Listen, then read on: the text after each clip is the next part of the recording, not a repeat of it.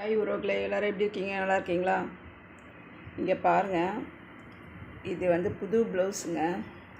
இதில் தெரியுதுங்களா ஸ்டோன்?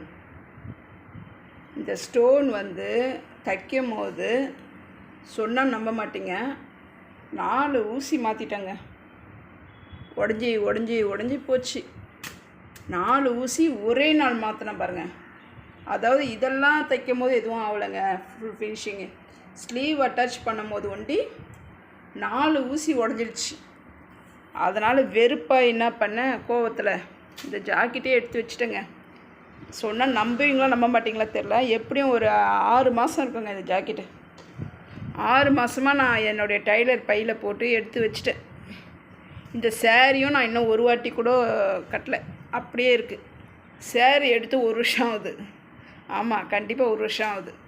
1 வருஷம் ஒரு 5 மாதம் ஆனதுக்கப்புறம் தான் ஜாக்கெட்டே எடுத்து தைச்சேன் நான். சரி கட்டாமே இருக்கேன். ஆனால் வரலட்சுமி நோம்புக்கு நான் சாமிக்கு கட்டி விட்டேன் இந்த சேரீயை. அப்படியே இருந்தது. அப்புறம் இன்றைக்கி தாங்க இதுக்கு விடுவி காலம். ஸ்லீவை ஒரு வழியாக அட்டாச் பண்ணிட்டேன். இதை பாருங்கள், 2 ஸ்லீவும் அட்டாச் பண்ணிட்டேன். ஆனால் இதுக்கு நான் கொடுத்தது 4 ஊசிங்க. 4 ஊசி உடஞ்சிடுச்சு.